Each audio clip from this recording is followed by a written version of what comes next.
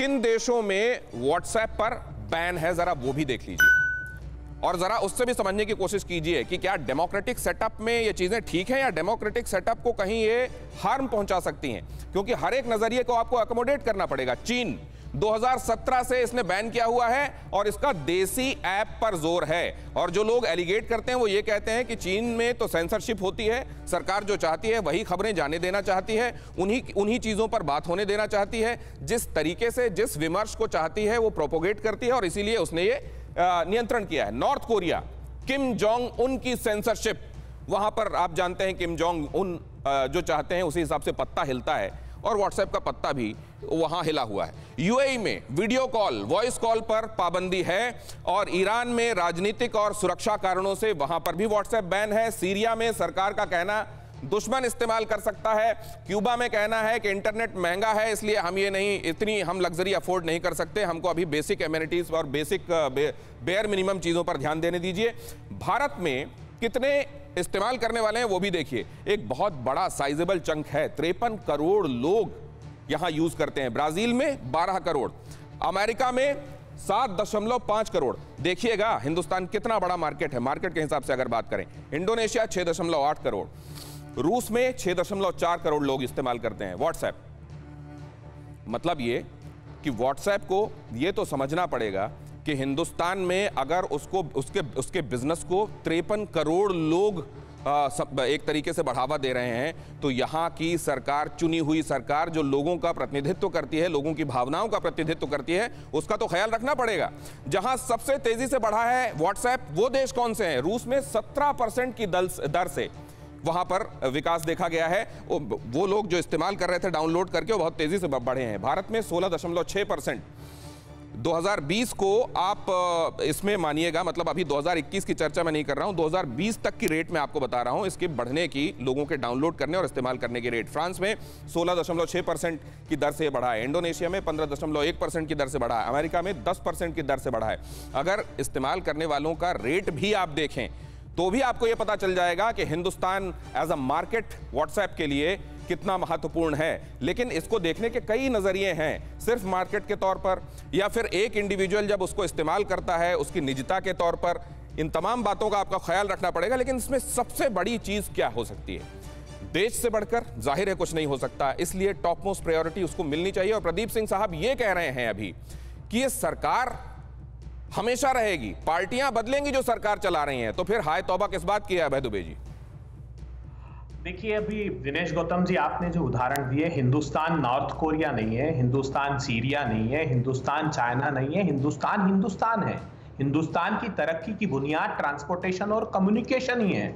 मैं सीधा सा पूछना चाहता हूं अपराजिता जी, 7 साल के बाद क्यों आपको ये याद आया? क्यों? क्योंकि अब सरकार का सच सामने आने लगा। 7 साल तक आपने जब झूठ खूब बेचकर सत्ता हथियाई, तब तक तो ये सब कुछ ठीक था। अब सारी सच्चाई सामने आ रही है। मुझे बताइए, ये पब्लिक ऑर्डर के नाम पर आप कब तक मिसयूज करेंगे इन चीजों का?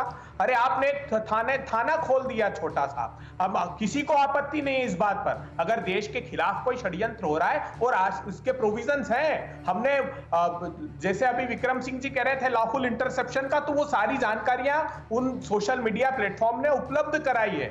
मगर जो विक्रम सिंह जी कह रहे हैं कि इसका मिसयूज है, ड्रग्स वाले जो ऑपरेटर्स है वो अरे विक्रम सिंह साहब, अगर अपराध किसी राज्य में बढ़ जाता है तो कोई परमानेंट कर्फ्यू लगाकर नहीं रख दिया जाता है। अपराध पर काबू पाने के लिए हमारे पास टूल्स हैं। वैसे ही हमको सोशल मीडिया के लिए या इस इंटरनेट यूजर्स के लिए अगर वहां अपराध हो रहा है तो उस पर काबू पाने के लिए मैकेनिज्म है सरकार का।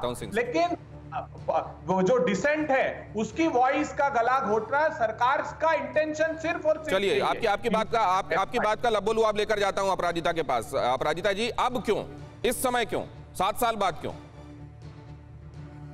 देखिए, कांग्रेस केंद्र सरकार की हर एक नीति का विरोध करेगी, क्योंकि इनकी नीति यही है, टूल किट में यही लिखा था। अरे भाई, जो 70 सालों में आपने नहीं किया, हमने 7 साल में करके दिखा दिया। इसे याद रखें, विरोध के नाम पर विरोध न करें।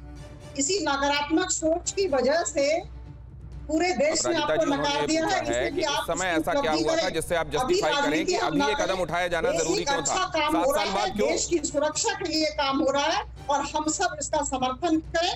बहुत ही अच्छी सोच के साथ केंद्र सरकार ने इस अपराजिता जी, दिशा में आपको कार्य शायद किया आवाज है। नहीं आ रही है, मैं एक और बार फिर से कोशिश करता हूं। उन्होंने ये पूछा इस समय क्यों, 7 मैंने साल वही बाद क्यों? कहा, मैंने कहा जो 70 साल में नहीं हुआ वो कम से कम 60 साल के अंदर तो हो रहा है। हमने जहां जहां लूप होल्स देखा है, हमने वहां पर प्लगिंग करने की कोशिश की है। टाइम कम है, इसलिए जरा मैं दूसरे मेहमानों के पास भी जाता हूं। आपने कहा 70 साल में जो नहीं हुआ वो हमने अभी कर दिया 7 साल में, लेकिन वो ये कह रहे हैं कि 7 साल में ये क्यों, अभी 2021 का ये वक्त आपने क्यों चुना? ये इसका जवाब वो चाहते हैं। लेकिन मैं प्रदीप सिंह साहब के पास जाता हूं। प्रदीप सिंह साहब बताइए। नहीं, मैं एक लाइन की बात कहना चाहता हूं, बड़े आम लोगों की, आम जन की भाषा में, वो ये कि अभी तक घी को सीधी उंगली से निकालने की कोशिश हो रही थी, नहीं निकला तो उंगली टेढ़ी की जा रही है। पहले समझाया जा रहा था कि भाई देखिए हमारे देश हित की बात है, आप मान जाइए, हमको ये जानकारी दे दीजिए। उन्होंने कहा नहीं देते, जाइए जो करना हो कर लीजिए। तो सरकार कर रही है। आपने उंगली की बात की, अभय जी ने उंगली उठा दी। जल्दी से अभय जी, मैं विक्रम जी के पास जाऊंगा। मैं जानना चाहता हूं कि कौन सी ऐसी सरकार बताए, फिर डिस्क्लोजर दे, या प्रदीप जी यहां पर दे कि सरकार ने ये जानकारी मांगी और नहीं दी। देखिए परेशानी ये है कि ट्विटर ने बुरी तरह एक्सपोज कर दिया भारतीय जनता पार्टी को कि ये फर्जी टूल किट के नाम पर आप तो ये एक्सपोज करने का काम ट्विटर को क्यों करना पड़ रहा है? आप लोग क्यों नहीं कर रहे हैं? विपक्ष क्यों नहीं कर रहा है? हमने तो पुलिस में कंप्लेंट की दिनेश गौतम जी, आप हतप्रभ रहेंगे, प्रमाणों के साथ रिपोर्ट की है। पुलिस ने केस दर्ज नहीं किया। ठीक है। विक्रम सिंह सर कुछ कहना चाह रहे थे जब आप कुछ कह रहे थे। विक्रम सिंह सर।